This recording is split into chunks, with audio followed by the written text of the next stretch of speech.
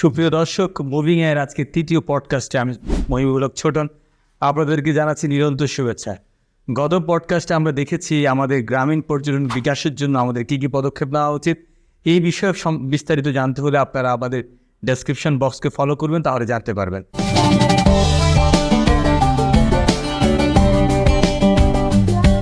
আজকে যে নতুন বিষয়টা নিয়ে আমরা আজকে আপনাদের সামনে উপস্থিত হয়েছি সেটা হচ্ছে বাংলাদেশের পর্বত, বাংলাদেশের বিশ্ব পরিমণ্ডলের পর্বত।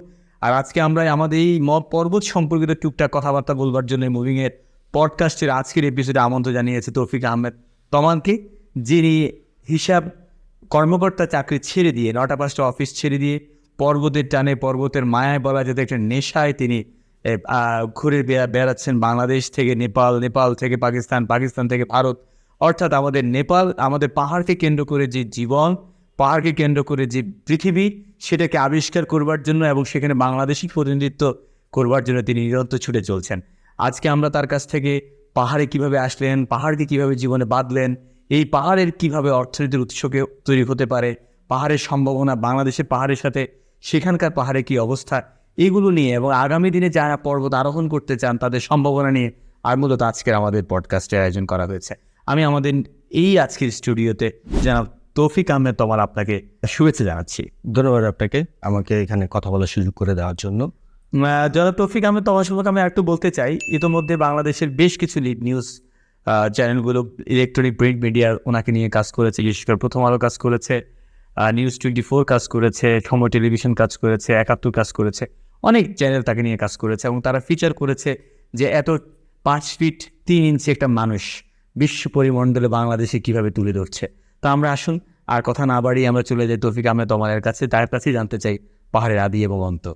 তৌফিক আহমেদ তমাল, পাহাড়কে কেন ভালোবাসলেন, চাকরি কেন ছেড়ে দিলেন? অলওয়েজ আমি যখন আমার প্রফেশনাল লাইফে ছিলাম বা এডুকেশন ব্যাকগ্রাউন্ডে, আমি অ্যাকাউন্টিং ব্যাকগ্রাউন্ডে পড়াশোনা করেছি, বিবিএ এমবিএ করেছি। তারপর যখন আমি প্রফেশনাল লাইফে এন্টার করলাম, পাহাড়ের শখটা আমার অনেক আগে থেকে ছিল। প্রায় 2007 সাল থেকেই নিয়মিত পাহাড়ে যাওয়া শুরু। সেই সীতাকুণ্ড আমার বাড়ি, আমার হোম টাউন কুমিল্লা থেকে পড়াশোনার ফাঁকে ফাঁকে ছুটির দিনে আমি যেতাম। সেখান থেকে আসলে পাহাড়যাত্রার শুরু। কখন যে পাহাড় কেন্দ্রিক জীবনটা রূপান্তর হলো সেটা আসলে এখনও ভাববার বিষয়। বাট যা হচ্ছে খুবই ভালো হচ্ছে। পাহাড়ে আছি, পাহাড়ের সাথেই থাকবো বাকি জীবনটা, এটুকুই। আর ইতিমধ্যে তো আপনি অনেকগুলো পাহাড়েই জুড়ে উঠেছেন এবং বলা যায় যে এখন আপনার লক্ষ্য হচ্ছে শুধু হিমালয় তো না, মাউন্ট এভারেস্ট। আপনি এভারেস্টে উঠতে চান, সেজন্য তো আমরা বলতেই পারি এখন আপনার সীতাকুণ্ড থেকে হিমালয়ের মাউন্ট এভারেস্টের দিকে আপনার যাত্রা। তা আপনি এই পর্যন্ত কতগুলো পাহাড় এবং কত উচ্চতার পাহাড়ে পাড়ি দিয়েছেন? হ্যাঁ, আমার ধারাবাহিক শুরুটা যেহেতু একদিনের ভ্রমণ পরিকল্পনা থেকে শুরু, হাইকিং থেকে শুরু হয়েছে। তারপর আমরা 3 থেকে 4 দিনের ট্রেকিংয়ে যেতাম বান্দরবন থেকে। বান্দরবনের সর্বোচ্চ চূড়াগুলো বা বাংলাদেশের সর্বোচ্চ চূড়াগুলোর আমি কিছু সার্ভে করেছি, কিছু নতুন নতুন ঝর্ণা এক্সপ্লোর করা, কিছু গন্তব্য এক্সপ্লোর করা যেখানে মানুষ সহজে হাঁটতে পারে। সেই থেকেই নিজের পার্সোনাল ডেভেলপমেন্ট থেকে মানুষ একটা সময় যখন একটা কাজে থাকে, সে সবসময় হোয়াট ইজ দ্য নেক্সট, তার চেয়ে বেটার কী হতে পারে, আরও ভালো কী হতে পারে, সেই ভালোর খোঁজেই, নিজেকে চ্যালেঞ্জ করার খোঁজেই সোজা পথে না হেঁটে পাহাড়ি পথে বিচরণ করছি। আর আমার হিমালয়ে যাত্রা শুরু হচ্ছে 2016 সালের। প্রথম আমি হিমালয়ে যাই। হিমালয় বলতে আমাদের সবার মধ্যে একটা মিসকনসেপশন আছে, Himalaya is not a particular mountain. Himalaya একটা পর্বতমালা যেটা 6টা দেশের মধ্যে আছে, যেমন নেপাল, ইন্ডিয়া, আফগানিস্তান, তিব্বত, কাজাকিস্তান, ডিফারেন্ট প্লেসের মধ্যে আছে। সো হিমালয়ের মধ্যে বিচরণ, প্রথম ভারতীয় হিমালয়ে গিয়েছিলাম অ্যাজ এ সোলো ট্রেকার। আমরা যারা পাহাড়ে হাঁটি সাধারণত তাদেরকে ট্রেকার বলা হয়। সোলো ট্রেকার হিসেবে আমি গিয়েছিলাম। তো হিমাচল প্রদেশে গিয়েছিলাম ভারতের। তারপরে পর্যায়ক্রমে উত্তরাখণ্ডে, পর্যায়ক্রমে কাশ্মীরের দিকে, পর্যায়ক্রমে লাদাখের দিকে। যখন ইন্ডিয়ার প্রত্যেকটা মাউন্টেন স্টেটে আমি ঘুরলাম, তারপর থেকে মনের মধ্যে একটা কনফিডেন্স আসলো, না, আই থিঙ্ক আবার ট্রেকিং, পাহাড়ে হাঁটবো সেটা আমার নেক্সট লেভেল না, I should climb a mountain. যখন আপনি বড় বড় পাহাড়গুলো আমি দেখলাম যে আমি কি কখনো উঠতে পারবো। বাংলাদেশ থেকে তো অনেকে ওঠার চেষ্টা করছেন, আমিও কি অনেকে উঠেও গিয়েছিলেন, তখন আমাদের প্রতিযোগিতা উঠেছেন। তো আমরা সমতলে থাকি। বাংলাদেশের উচ্চতা যদি আপনারা দেখেন, we are living at almost sea level. তো সি লেভেলের একটা মানুষ কিভাবে এত উচ্চতার স্বপ্ন দেখে, সেই ট্যাবুটা ভাঙার জন্যই মানে একটা ডিফারেন্ট কিছু করার জন্য আমার ওখানে যাওয়া।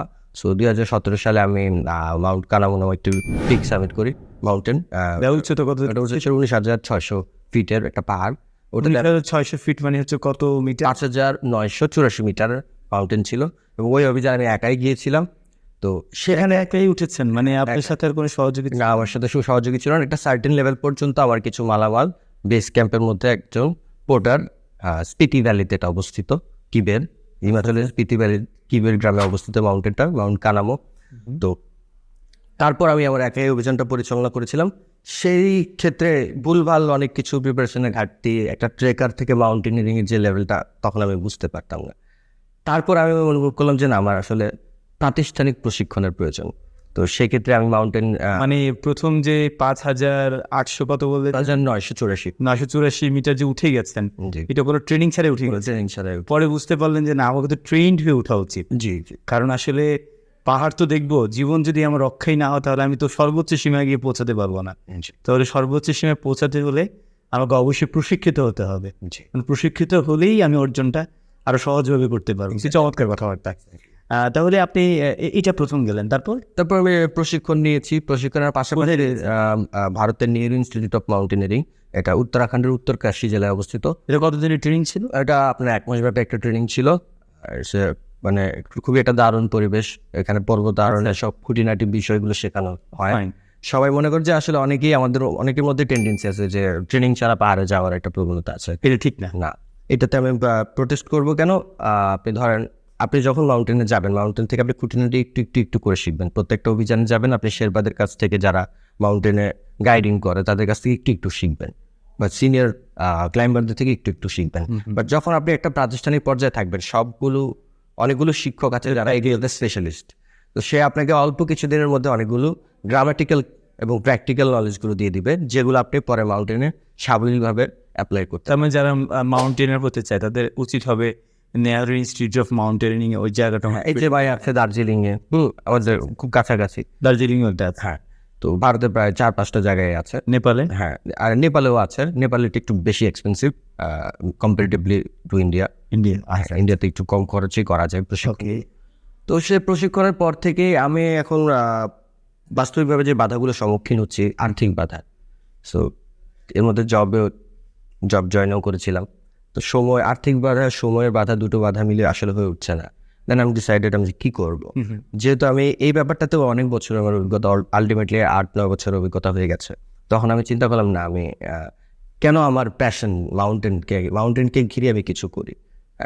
আপনি তো হিসাব কর্মকর্তা হিসেবে ছিল রূপপুর পারমাণবিক বিদ্যুৎ। আমি ব্যাংকার হিসেবে ছিলাম, আমি আপনার সেলস অফিসার ছিলাম, টেরিটরি সেলস অফিসার ছিলাম আউটকার গ্রুপে।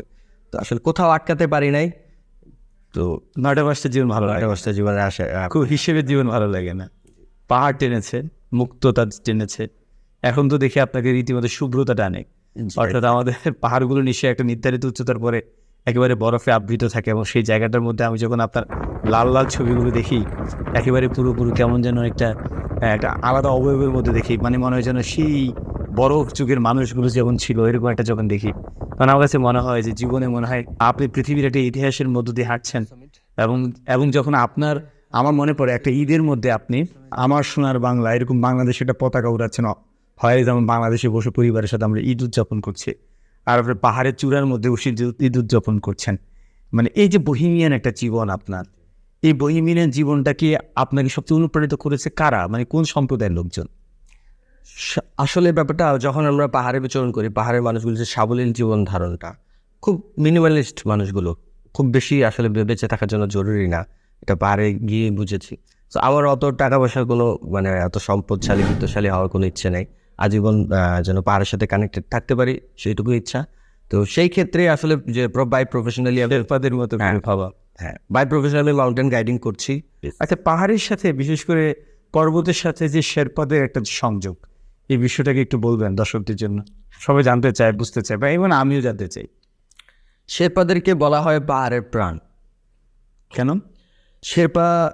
শেরপারা আমাদের মতো যারা নবিশ ক্লাইম্বার বা ভালো লেভেলে যারা ক্লাইম্ব করতেছে বা পর্বতারোহী হচ্ছে, বড় বড় মাউন্টেনগুলো বেসিক্যালি নেপালে আছে। শেরপারা বেসিক্যালি নেপালের লোকাল লোক, যেমন আমাদের দেশের পাহাড়ের মধ্যে কিছু ইন্ডিজিনাস পিপল আছে, আদিবাসীরা আছেন যারা পাহাড়ে থেকে অভ্যস্ত, ওনারাও হচ্ছে ওই পাহাড়েই থাকেন। আমাদের দেশের পাহাড় ওদের দেশের পাহাড়ের মধ্যে তফাৎ হচ্ছে উচ্চতার পার্থক্য। তো শেরপাদের ইতিহাস যদি আমরা পর্যালোচনা করি, অত দীর্ঘায়িত করবো না। শেরপারা তিব্বত থেকে প্রায় 500 বছর আগে নেপালে এসেছেন। এসে এখানে তারা সেই পাহাড়ে কৃষিকাজ করছেন, শিকার করছেন, এভাবে করে জীবিকা নির্বাহ করতেন। যখন পর্বতারোহণের বিকাশ হয়েছে সাধারণত ইউরোপিয়ানদের দ্বারা, আল্পস মাউন্টেনের আল্পস পর্বতমালাতে পর্বতারোহণের বিকাশ হয়েছে। যখন তারা নেপালে আসলো, নেপাল কিন্তু একটা সময় পর্যন্ত পর্যটনের জন্য নিষিদ্ধ ছিল। হ্যাঁ, এই 19 শতকের শুরুর দিকেই যখন নেপাল পৃথিবী দরবারে সবার জন্য ওপেন করা হলো ট্যুরিজমের ক্ষেত্রে, তখন এখানে মাউন্টেনিয়ারিং বিচরণ শুরু হয়েছে। তো তখন ইউরোপিয়ানরা নেপাল তখনও কিন্তু শেরপাকে যে আমরা চিনি মাউন্টেন গাইড হিসেবে, যে পাহাড়ে মানুষ ওটাতে হেল্প করে, তখন তাদের প্রফেশন এটা ছিল না, কৃষিকাজ করে নেওয়া করতো। আচ্ছা, কিন্তু ইউরোপিয়ানরা আবিষ্কার করছে যে শেরপারা brutally powerful at that altitude. ওই অল্টিটিউড জন্য তারা খুবই শক্তিশালী এবং তারা খুবই সাবলীলভাবে মাউন্টেন ক্লাইম্ব করতে পারছে এবং মাউন্টেনের মাল বহন করতে পারছে। সেই থেকেই শেরপাদেরকে তারাই টুকটাক ট্রেন করেছে। টেকনিক্যাল নলেজগুলো ক্লাইম্বিংয়ের শেরপারা মোটেও মানে টেকনিক্যালি অতটা শার্প না, ওরা এই নলেজগুলো ওদের থেকেই পেয়েছে, ইউরোপিয়ান ক্লাইম্বারদের কাছ থেকে পেয়েছে। মানে তাদের কাছে তো আছে প্রযুক্তি, তাদের কাছে আছে মানসিক শক্তি এবং পাহাড়ের পরিচিত রাস্তাঘাট, তো এটাকে তারা কাজে লাগিয়ে দিয়ে। যেমন আপনি যদি ধরেন আমাদের সমতলের মানুষ, আমরা 100% অক্সিজেন কনজিউম করি, আমাদের সি লেভেল 100% or 98-99%।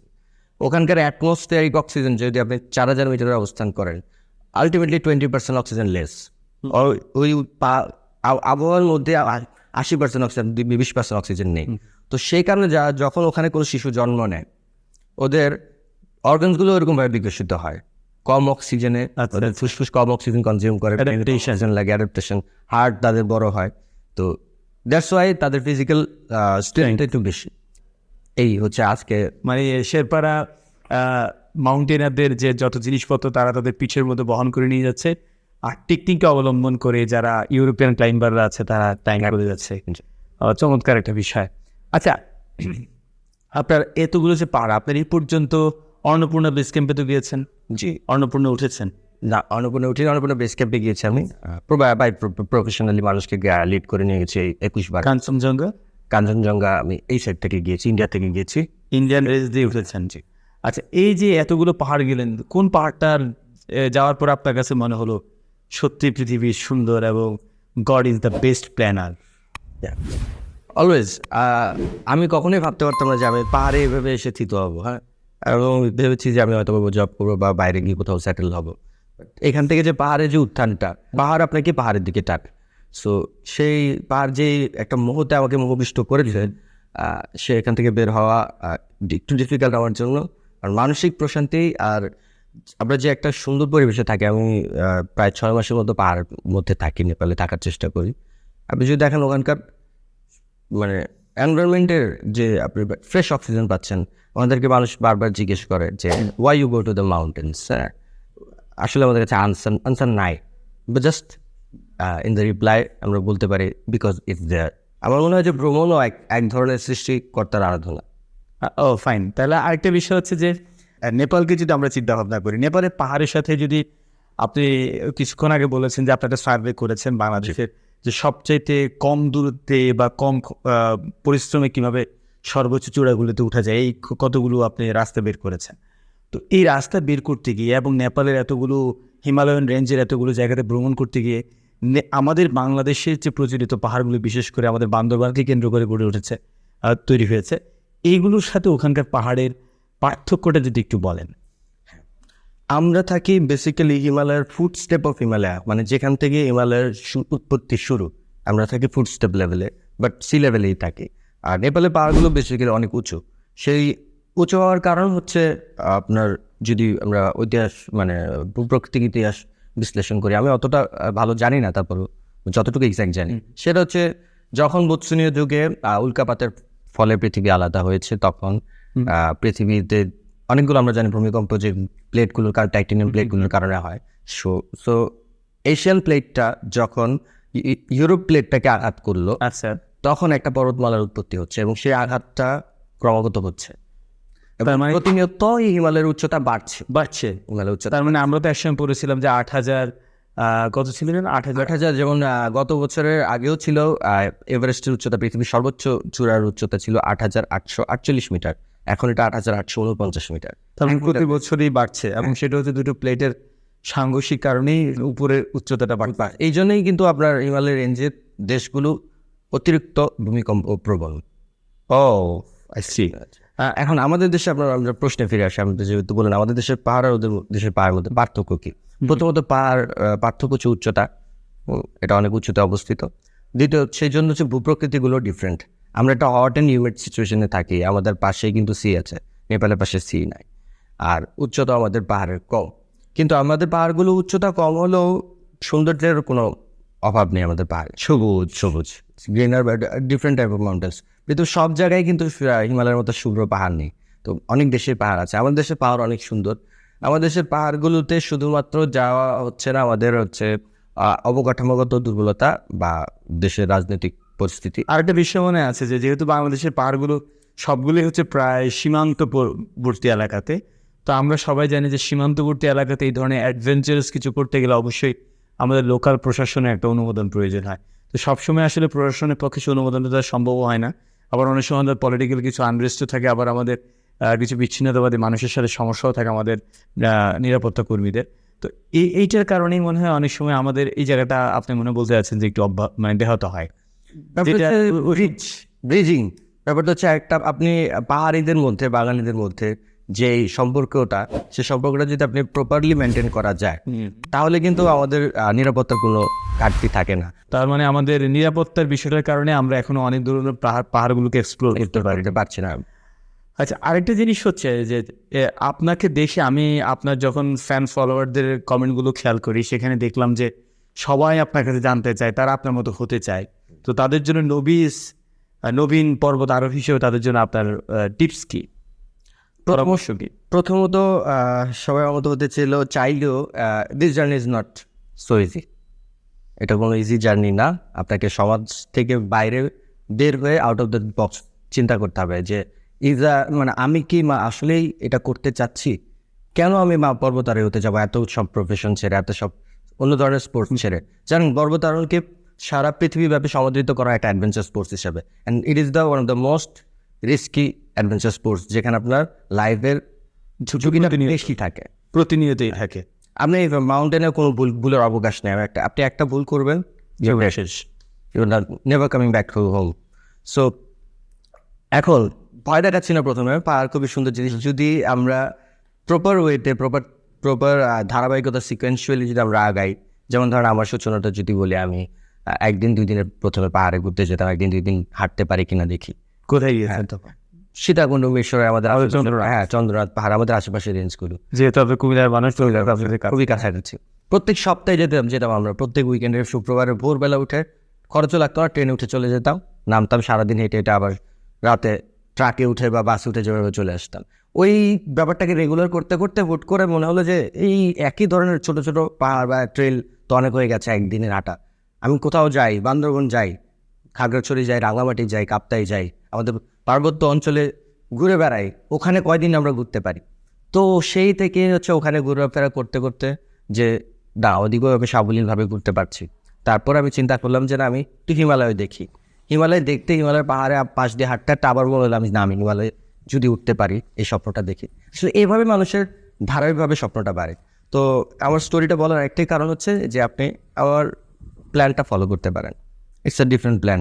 ওইটা এই ক্ষেত্রে আপনার ফিটনেসটা আস্তে আস্তে ক্রিয়েট হবে এবং মানসিক শক্তি, পাহাড়ে চড়ার বা ওঠার শক্তিটা হচ্ছে খুবই মানসিক। আচ্ছা, যেমন ধরেন আমি উঠতে পারবো, এটা আমার মধ্যে একটা। আপনার 80% is mental game and 20% is fitness. You need fitness also, and apart from fitness you need mostly what is your mental strength. তো ওকে, সেটাই, এই মানসিক শক্তিটাই ডেভেলপ হয় আপনার পাহাড়ে যেতে যেতে। আপনি ঘরে বসেই আপনি যত লেভেলের অ্যাথলিট হন না কেন, ফুটবলার বা যে লেভেলের অ্যাথলেটিক হন না কেন, আপনি রানার ম্যারাথন রান করছেন, আপনি ভাবছেন যে আমি আজকে গিয়ে পাহাড়ে উঠে যাবো, আপনার ফিটনেস আছে, এন্ডুরেন্স আছে, স্ট্যামিনা আছে, ওকে, বাট ওই ডিফিকাল্ট সিচুয়েশন আপনি কি ডিফিকাল্ট ডিসিশনগুলো আপনি নেবেন, সেই বিষয়টা হচ্ছে আপনার বিপদে। হ্যাঁ, ভুল করে করে করে করে it's a trial and error. হ্যাঁ, আপনি এরর করতেছেন, ভুল করছেন, আবার শিখছেন, ভুল করছেন, আবার শিখছেন, পরবর্তীতে যেন এই ভুলটা না হয়, তারপরে আপনি একদম ফিক্সড একটা সুপ্রিম। আপনার কথা হচ্ছে যে নবীনদের জন্য যে আপনাকে স্টেপ বাই স্টেপ ফলো করে করে বেশি এর দিকে এগোতে হবে। আচ্ছা, এই যে আপনি পাহাড়ে উঠতে গিয়ে কি ধরনের ঝুঁকির সম্মুখীন হয়েছেন, বা কি ধরনের ঝুঁকিপূর্ণ ছবি বা যে দেখেছেন, যেটা দেখে আপনার কাছে মনে হয়েছে যে আসলে this task is not so easy? আপনি যখন হিমালয় থেকে উঠেন এমন ঝুঁকিপূর্ণ কি কি দেখেছেন? হ্যাঁ, যেমন পাহাড়ে অনেকগুলো বিপদ আছে, যেমন হিমালয়, আমাদের দেশের পাহাড়ে যেমন বিপদ আছে, প্রাণী সংক্রান্ত বিপদ আছে। আমাদের পাহাড়গুলো ওয়াট অ্যান্ড হিউমিড, তারপর আপনার প্রাণী মানে সাপ থেকে শুরু করে বিভিন্ন জীবজন্তুর আনাগোনা বেশি। ওই দিকের পাহাড়গুলোতে খুব কম, কারণ ওখানে প্রাণের পরিমাণটাই কম, যেহেতু অক্সিজেনের সংকট আছে। তো বিপদগুলো হচ্ছে মাউন্টেন ওই দিকের পাহাড়ের বিপদগুলো একটু প্রাকৃতিক বিপদ আর কি। ওয়েদার অনেক বেশি ফ্ল্যাকচুয়েট করে হিমালয়ের ওয়েদারে সব হুট করে মেঘলা হয়ে যায়, হুট করে বৃষ্টি থেকে একটা সার্টেন লেভেলে বরফপাত হয়, সে বরফপাত থেকে অনেক সময় তুষার ঝড় হয়। তো এই সবগুলো ব্যাপারগুলো কিন্তু আপনার প্রি রিকুইজিট, মানে আগে থেকে আপনার পূর্বানুমান করতে হবে যে কোন সময় আমি যাচ্ছি, কিভাবে যাচ্ছি, কার সাথে যাচ্ছি, আমি কি প্রপারলি প্রস্তুত, এই সিচুয়েশনটা আবার হতে পারে। আচ্ছা, এবার সঙ্গে এটা প্রশ্ন করি, কোন সময়টা ওই ধরনের ট্র্যাকিং করার জন্য সবচেয়ে উপযুক্ত সময়, বা আপনারা যারা গাইড আছেন তারা কোন সময়টাকে প্রেফার করেন আপনাদের ট্রেনিদেরকে? যেমন ধরেন ডিফারেন্ট সিজন, ইন্ডিয়ার জন্য, ইন্ডিয়ান মাউন্টেন্সগুলোর জন্য, ইন্ডিয়ান হিমালয়ের জন্য জুন জুলাই ভালো সময়। হ্যাঁ, সেপ্টেম্বর অক্টোবর টাইম। আর নেপাল মাউন্টেনের জন্য এপ্রিল মে, তারপর অক্টোবর নভেম্বর ডিসেম্বর, এই সময়গুলো ভালো। একটা হচ্ছে প্রি উইন্টার, আর হচ্ছে আপনার প্রি মনসুন। হ্যাঁ, কোন সময়টা একেবারে পাহাড়ে উঠা ঠিক না ওইখানে, বা এই যে আপনার সবসময় মনসুনে এড়াতে হবে পাহাড়ে। যেমন ধরেন জানুয়ারি ফেব্রুয়ারি প্রচুর তুষারপাত হয়, তো সে তুষারপাত দিকে থাকে অনেক দায়। হ্যাঁ, ঠান্ডাও অনেক বেশি থাকে, আবার অ্যাক্সিডেন্টের ঝুঁকি বেড়ে যায়। তো তুষার ধস হয় পাহাড়ের মধ্যে, যে তুষারগুলো জমা থাকে সেগুলো ধস নামতে পারে, তো ওই বিষয়গুলো এড়িয়ে চলতে হয়। আরও কিছু সমস্যা আছে, যেমন ধরেন আমরা এগুলো মাউন্টেনের অনেকগুলো টার্ম, যেমন ধরেন আমাদের যদি বলি আমরা একটা নদীর কীভাবে উৎপত্তি, আমাদের পদ্মা নদীর কীভাবে উৎপত্তি, পদ্মা নদীর পতনটা হয়েছে বঙ্গোপসাগরে। তাহলে এই পদ্মা বঙ্গোপসাগর কীভাবে আসলো? যে পদ্মার উৎপত্তি হয়েছে উত্তরাখণ্ডের গাড়োয়াল হিমালয়ের ভাগীরথী 2 নামক এক পর্বত থেকে। সৌভাগ্যবশত আমি সেই পর্বতটি আরোহণ করেছি, এবং প্রথম বাংলাদেশি হিসেবে। উচ্চতা কত ছিল? 6512 মিটার। গাড়োয়াল হিমালয় উত্তরাখণ্ডে অবস্থিত। সেখান থেকে সে পর্বত যাত্রা, সেই নদী বা বরফের পাহাড় থেকে এটা বরফ গলে যে নদী হয় তাকে বলে গ্লেশিয়ার। গ্লেশিয়ার ভেঙে গ্লেশিয়ার, গ্লোবাল ওয়ার্মিং এর কারণে গ্লেশিয়ার গলে যে পানি বের হয়, সেখান থেকে একটা স্ট্রিম শুরু হয়, যে স্ট্রিমটার নাম হচ্ছে ভাগীরথী। সে ভাগীরথী গিয়ে অলকনন্দা নামে আরেকটা নদীর সাথে মিলে, এবং সে প্রায় 2500 থেকে 3000 কিলোমিটার যাত্রাপথ অতিক্রম করে বঙ্গোপসাগরে পতিত হয়। গঙ্গা হয়ে বাংলাদেশ মানে পদ্মা হয়েছে। একটা বিষয় হচ্ছে কি, যেমন আমাদের সকল পর্বতের উচ্চতা তো সমান, তো এগুলোর তো একটা লেভেল আছে, যে কোন লেভেলের পরে আপনি কোন লেভেলে যাবেন, বিষয়গুলো কিরকম? বিষয়গুলো আপনি ধরেন, আমাদের দেশের সর্বোচ্চ পাহাড়ের উচ্চতা হচ্ছে 1045 মিটার, সাকা হাফং, বাংলাদেশের সর্বোচ্চ পাহাড়ের সাকা হাফং বান্দরবানে। হ্যাঁ, বান্দরবান মিয়ানমার সীমান্ত। আমরা তো জানতাম বিজয় তাজিংডন জানতাম না, এটা একটা ভুল সার্ভে ছিল। এর আগে কিউবাটা দিয়ে ঘোষণা করা হয়েছিল প্রথম। তো এই সার্ভেগুলোর জটিলতা বের করার জন্য আমরা যারা ট্রেক করতাম এগুলা ক্লিয়ারিফিকেশন করেছি। এখন আপনি যদি পাঠ্যপুস্তক নতুন করে দেখেন, ওগুলো আপডেটেড হয়েছে কিন্তু। আচ্ছা, ফাইন। এখন সাকা হাফং বাংলাদেশের প্রথম পাহাড়। তো আমাদের দেশের উচ্চতা, হাইয়েস্ট উচ্চতা এলিভেশন ওটাই। এবার আপনি হিমালয়ের যে কোনো দিকে যান, ইন্ডিয়াতে যান, পাকিস্তানে যান বা নেপালে যান, ওদের গ্রাউন্ড লেভেলটা, যেমন কাঠমান্ডুর উচ্চতা, নেপালের রাজধানী কাঠমান্ডুর উচ্চতা হচ্ছে 1300 মিটার, মানে আমাদের দেশের সর্বোচ্চ উচ্চতার পাহাড় চেয়েও উঁচু। আচ্ছা, তো ওদেরও আবার হিল সাইড আছে, আমাদের যেমন হিল সাইড বান্দরবান, আমাদের এখান থেকে শহর থেকে উঁচু বান্দরবান। তো ওদেরও হিল সাইডগুলোতে হচ্ছে 3000 ফিট, 3500 ফিট এরকম হাইটের। এখন আমরা সাধারণত যারা ট্রেক করে, আপনি পাহাড়ে যাওয়ার 2টা ধরন আছে। আপনি পাহাড়ে কী ধরনের ট্যুরিজম করতে চান? আপনি কি ট্রেকিং করবেন, মানে দীর্ঘদিন একটা নির্দিষ্ট দূরত্বে হাঁটবেন, নাকি আপনি ক্লাইম্বার হবেন, আপনি ওই পাহাড়ের চূড়ায় উঠবেন। So it's your choice. হ্যাঁ, তো প্রথমে হচ্ছে আপনি ট্রেক যখন করবেন হিমালয়ের দিকে, প্রথম আপনি 3000 মিটারের একটা ট্রেক দিয়ে শুরু করতে পারেন। যেমন পশ্চিমবঙ্গের সর্বোচ্চ চূড়া সান্দাকফু, আমাদের খুবই কাছে। সান্দাকফু, হ্যাঁ, বুড়িমারি থেকে দার্জিলিংয়ের পাশেই। তো সান্দাকফু দিয়ে শুরু করতে পারেন। তারপর 3032 মিটারের ওই ট্রেক কমপ্লিট করার পরে আপনি ধরেন ইন্ডিয়ার কোনো হাই রেঞ্জের পাশে যেতে পারেন, ট্রেকে যেতে পারেন। তারপর না হয় আপনি নেপালে গেলে অন্নপূর্ণা বেস ক্যাম্প যেতে পারেন 4100। তারপর আপনি ভাবলেন যে আমি অন্নপূর্ণা বেস ক্যাম্প করেছি, আমি পৃথিবীর সর্বোচ্চ পর্বতের পাদদেশে যাব, মানে এভারেস্ট বেস ক্যাম্পে যাবেন। এভারেস্ট বেস ক্যাম্পের উচ্চতা হচ্ছে 5365। তাহলে আপনি ধারাবাহিকতাটা দেখেন, 3000, 4000, 5000। 5000 পর্যন্ত আপনি একটা ট্রেকিং লেভেলে থাকবেন, your hiker or trekker. But up to 5000-এর উপরে যখন আপনি 6000 মিটারের জোনে আসতে চাবেন, তখন এগুলো হচ্ছে আপনার ক্লাইম্বিং জোনে চলে গেছেন, আপনি পর্বতারোহণের দিকে যাও। হ্যাঁ, পর্বতারোহণের দিকে চলে গেছেন। তো সেই জন্য আবার আপনার ডিফারেন্ট টাইপ অফ প্রিপারেশন। আচ্ছা, পর্বতারোহণ কি মানে এরকম যে এটা 24 আওয়ার্স ধরে চলে, নাকি একটা নির্দিষ্ট সময় হয়, বাকি সময়টা আবার একটু অবসার্ভ হওয়া, তারপর আবার শুরু করা, বিষয়টা কি এরকম? না, যেমন আপনি একটা প্রপার একটা পর্বতকে টার্গেট করলেন, আপনি ধরেন আপনি এভারেস্ট ক্লাইম্ব করবেন, আমার স্বপ্ন এভারেস্ট ক্লাইম্ব করা। তো আপনি এটা আপনি এভারেস্টে ক্লাইম্ব করবেন। এভারেস্টের অভিযান হচ্ছে 50 দিনের অভিযান, অলমোস্ট 50 days। তো 50 দিন ধরে একটা পর্বতারোহী মাউন্টেনে কি করে, একটা মানে এভারেস্টের বেস ক্যাম্পের উচ্চতা 5365 মিটার, আর এভারেস্টের উচ্চতা হচ্ছে 8850 মিটার। তাহলে 4000 মিটার এক্সট্রা গ্যাপ আছে। হ্যাঁ, গ্যাপ আছে। 4000 মিটার কি উঠতে কি 50 দিন লাগে? আসলে না। ব্যাপারটা হচ্ছে অতি উচ্চতার সাথে আপনার বডিকে আপনি কীভাবে অ্যাডজাস্টমেন্ট করছেন। আচ্ছা আচ্ছা, দীর্ঘ সময় ওখানে অ্যাডাপ্টেবিলিটি করতে হয়, অ্যাক্লিমেটাইজ করতে হয়। করে আপনি এই যে আপনার প্রশ্নটা ছিল যে 24 ঘন্টা কিন্তু কখনোই ক্লাইম্ব হয় না, মানুষের ঘুমেরও প্রয়োজন আছে, বিশ্রামের প্রয়োজন আছে, খাবারের প্রয়োজন আছে। তো মাউন্টেনে সাধারণত যে ক্লাইম্বগুলো হয়, আমরা মাউন্টেনে ক্লাইম্ব করি রাতের বেলা, দিনে হয় না। দিনে ক্লাইম্ব হয় না, কারণ মাউন্টেনের ওয়েদার সবসময় রাত থেকে ভোর পর্যন্ত শান্ত থাকে, উইন্ড কম থাকে এবং বরফগুলো গলে না, বরফ শক্ত থাকে। সেক্ষেত্রে ইকুইপমেন্টের ইউজগুলো পারফেক্টলি হয়। দিনের বেলা কোনো ক্লাইম্ব হয় না। দিনের বেলা আপনার ধরেন সর্বোচ্চ কেউ 10টা পর্যন্ত, 11টা পর্যন্ত হাঁটতে পারে। এরপর থেকে অ্যাডভার্স ওয়েদার শুরু হয়। মাউন্টেনের ওয়েদার সবসময় 11টার পরেই, পর্বত হিমালয়ের সব ওয়েদারই 11টার পর থেকেই ওয়েদার খারাপ হওয়া শুরু হয়, ক্লাউডি হয়ে যায় বা গ্লেশিয়ার মেল্ট হতে থাকে, বরফ গলতে থাকে, তখন রাস্তা পিচ্ছিল হয়ে যায়। আচ্ছা, যতটুকু উপরের দিকে উঠি তত মনে হয় উদ্ভিদের বৈচিত্র্যের মধ্যে পাহাড় একটা চেঞ্জ হয় না? হ্যাঁ, নিচের দিকটা সবুজ, উপরের দিকটা কেমন হয়? বা হ্যাঁ, সিম্পলি আমরা যখন ধরেন আপনি 8000 ফিটের মধ্যে আছেন, তখন এটাকে উচ্চতা বলা হয়, অতি উচ্চতা বলা হয়। 8000 মিটার উপরে, 8000 থেকে 12000 মার্ক পর্যন্ত এটাকে অতি উচ্চতা বলা হয়। হাই অল্টিটিউড, অতি উচ্চতা বলা হয়।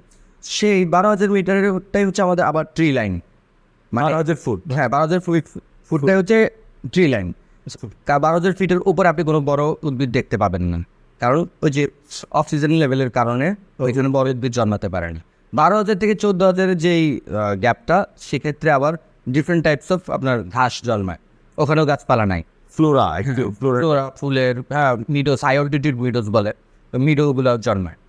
আপ টু 14000-এর উপরে আর কোনো গাছপালাই নেই, বরফ। আচ্ছা, আরেকটা বিষয় হচ্ছে যে এই যে পাহাড়কে কেন্দ্র করে আমাদের ট্যুরিজমের কি সম্ভাবনা আপনি দেখতে পাচ্ছেন? আমাদের দেশে পাহাড়কে কেন্দ্র করে যে ট্যুরিজমের আমূল সম্ভাবনা আছে, অনেক সম্ভাবনা আছে, যদি আমরা আমাদের পাহাড়ের পরিবেশকে অনুকূলে আনতে পারি এবং প্রপার গাইডলাইন সেট করতে পারি গভর্নমেন্ট থেকে। সেটা হতে পারে বা যারা ভ্রমণ করবে তাদের সচেতনতা, যেমন লিটারিং যদি চিন্তা করেন, আমাদের দেশে যে কালচার, আবর্জনা ফেলার যে একটা ওয়ে, আমি বিভিন্ন দেশে ট্রেক করেছি, প্রত্যেকটা সবাই দেখলাম যে মানুষ, সরকার কতটুকু সচেতন তার চেয়ে বেশি সচেতন যে ভ্রমণ করতে আসছে। হ্যাঁ, আচ্ছা আচ্ছা, they always carry the plastic bag, or যে কটা অনেক বেশি হ্যাঁ, লিটার করে না। তো এক্ষেত্রে হচ্ছে দায়িত্বটা গভর্নমেন্টের আছে, দায়িত্বটা একটা অভিযাত্রীরও আছে। আর এখানে একটা বিষয় হচ্ছে যে আমাদের যে ধারণা ছিল যে আসলে এই তো পাহাড়কে কেন্দ্র করে ট্যুরিজমের সম্ভাবনা আছে, এই কারণেই কারণ নেপাল তার সম্ভাবনা, তার এই জাতীয় আয়ের প্রায় 70% কিন্তু এই ট্যুরিজম থেকে আসে। আর নেপালের ট্যুরিজমটা তৈরি হয়েছে পাহাড়কে কেন্দ্র করে। জি, কারণ পৃথিবীতে সর্বোচ্চ যে চূড়াগুলো আছে তার ম্যাক্সিমাম নেপালে অবস্থিত, আর সঙ্গত কারণে এই পাহাড় আছে বলেই মানুষ নেপালকে দেখতে যাচ্ছে। তাহলে বাংলাদেশে যে হিল সাইডটা আছে, অর্থাৎ আমাদের যে 3টা পার্বত্য অঞ্চল আছে, এই পার্বত্য অঞ্চল যে কথাটা কিছুক্ষণ আগে তমান বলছিলেন যে এইটাকে যদি আমরা নিরাপত্তার বলয়টা দিয়ে সাজাতে পারি, অনুমোদনটা ঠিকঠাক করে দিতে পারতাম, তাহলে এইখানেও আমরা একটা বড় ধরনের পর্যটন বিকাশের সুযোগ করতে পারি। আমাদের কাছে একটা কমন প্রশ্ন আর কি, যে যারা মাউন্ট এভারেস্টে যেতে চায় তাদের আসলে করতে হলে কত টাকা গুনতে হবে? হ্যাঁ, এখন মাউন্ট এভারেস্ট চড়তে হলে অলমোস্ট 40 লাখ টাকা লাগবে। আর এই যদি কাঞ্চনজঙ্ঘা কেউ যেতে চায়, কাঞ্চনজঙ্ঘায় যেতে গেলে 20 লাখের মতো লাগবে। পৃথিবীতে মানে মাউন্ট এভারেস্ট এবং কেটু যা কারাকোরাম রেঞ্জে বা পৃথিবীর দ্বিতীয় সর্বোচ্চ পাহাড়, এই দুইটা পাহাড়ের ক্লাইম্বিংগুলো একটু এক্সপেন্সিভ। আদারওয়াইজ বাকিগুলো 15-20 লাখের মধ্যে হয়ে যায়। এবং মাউন্ট এভারেস্টে উঠতে হলে তো নেপালে পারমিশন লাগবে। হ্যাঁ, নেপালে পারমিশন লাগবে। শুধু পারমিশনের প্রাইস হচ্ছে নেক্সট ইয়ার থেকে $15,000, দ্যাট মিনস 17 লাখ পারমিশনটাই শুধু পারমিশন। এরপরে তো বাকি যুক্ত হবে আবার তার উঠার খরচ। আমার মনে হয় এই খরচটা একটা হচ্ছে শেরপাদেরকে দিতে হয়, হ্যাঁ। মানে তারা এটাকে আয়োজন করেনি। তার মানে পাহাড় চড়া তো বেশ ব্যয়বহুল। পাহাড় চড়ে ব্যয়বহুল, ঠিক আছে, বাট যদি আমরা প্রপারলি প্ল্যান করি, যেমন ধরেন কারো যদি খুব ইচ্ছা সে আর তার আরাধ্য কোনো ট্রেকে যাবে, লাইক এভারেস্ট বেস ক্যাম্প ট্রেকে যাবে, প্রায় এখান থেকে বাংলাদেশ থেকে 14 দিনের মতো আসা যাওয়া খরচ, প্লেন ফেয়ার আছে।